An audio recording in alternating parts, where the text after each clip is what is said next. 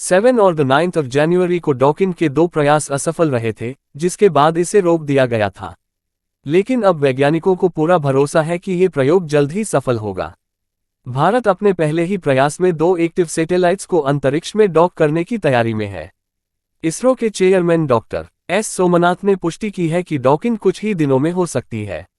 इसरो ने शुक्रवार को कहा कि वह स्पेस डॉकिंग एक्सपेरिमेंट स्पेडेक्स से संबंधित जिन 2 उपग्रहों सैटेलाइट को एक साथ जोड़ने की उम्मीद कर रहा है, वे 1.5 किलोमीटर की दूरी पर हैं और 11 जनवरी को उन्हें काफी करीब लाया जाएगा।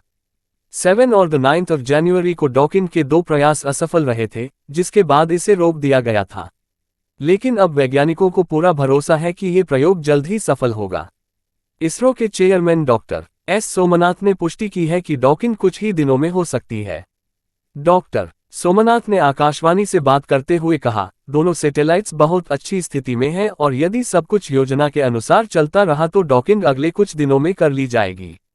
भारतीय अंतरिक्ष अनुसंधान संगठन इसरो ने एक्स पर एक पोस्ट में कहा, अंतरिक्षयान 1.5 किलोमीटर की दूरी पर हैं और होल्ड मोड पर हैं।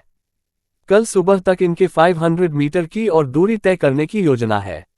ये घोषणा अंतरिक्ष एजेंसी द्वारा ये साझा किए जाने के एक दिन बाद आई कि उपग्रहों के बीच विचलन पर काबू पा लिया गया है तथा उन्हें एक दूसरे के करीब लाने के लिए धीमी गति से विचलन पथ पर रखा गया है। विचलन के कारण डॉकिंग प्रयोग को दूसरी बार स्थगित करना पड़ा था। इसरो ने 30 दिसंबर 2024 को स्पेडेक्स मिशन का सफलतापूर्वक प्रक्षेपण किया था। प्रक्षेपण के बाद इसरो डॉकिंग की तैयारी कर रहा है, जिसके लिए कई चरणों की आवश्यकता होती है। अंतरिक्ष में डॉकिंग एक जटिल प्रक्रिया है।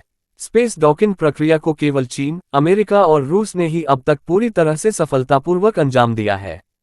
इसरो का space docking experiment SpaDeX mission 470 kilometre ऊंचे ऑर्बिट में किया जा रहा है। इसमें 2 सैटेलाइट्स, एक चेजर और एक टारगेट शामिल हैं। डॉकिंग प्रक्रिया के दौरान चेजर सैटेलाइट को टारगेट सैटेलाइट के पास लाया जाएगा। ये दूरी 5 kilometre, 1.5 kilometre, 500 metre, 225 metre, 15 metre और 3 मीटर तक घटाई जाएगी। अंत में 10 मिलीमीटर प्रति सेकंड की गति से चेजर सैटेलाइट टारगेट पर डॉक करेगा। इस मिशन में इसरो ने स्वदेशी तकनीक भारतीय डॉकिंग सिस्टम का इस्तेमाल किया है। इस तकनीक पर इसरो ने पेटेंट भी कराया है। डॉक्टर सोमनाथ ने कहा, यह मिशन हमारे लिए एक यात्रा जैसा है। डॉकिंग का अंतिम लक्ष्य जरूर है, लेकिन इस पूरी प्रक्रिया में हमने बहुत कुछ सीखा है। सैटेलाइट्स को एक तय दूरी पर साथ में उड़ाना भी एक महत्वपूर्ण ज्ञान है। अब तक सब कुछ बहुत अच्छे से चल रहा है। स्पेडेक्स की सफलता न केवल भारत की तकनीकी क्षमता को साबित करेगी, बल्कि भविष्य के मिशन जैसे चंद्रयान 4, भारतीय अंतरिक्ष स्टेशन और गगनयान के लिए भी रास्ता बनाएगी। भारत का ये प्रयोग अंतरिक्ष में देश की नई उपलब्धियों को स्थापित करने में मील का पत्थर साबित हो सकता है। सैटेलाइट डॉकिंग क्या है? सैटेलाइट डॉकिंग एक जटिल प्रक्रिया है जिसमें 2 सैटेलाइट्स या अंतरिक्ष यान को अंतरिक्ष में एक दूसरे से जुड़ने डॉकिंग के लिए तैयार किया जाता है। इसे इस तरह डिजाइन किया जाता है कि दोनों यान एक साथ सुरक्षित और सटीक तरीके से काम कर सकें। डॉकिंग की प्रक्रिया, सैटेलाइट्स को नजदीक लाना। पहले 2 सैटेलाइट्स को एक ही कक्षा ऑर्बिट में रखा जाता है और उनकी गति को इस प्रकार समायोजित किया जाता है कि वे एक दूसरे के पास आ सकें।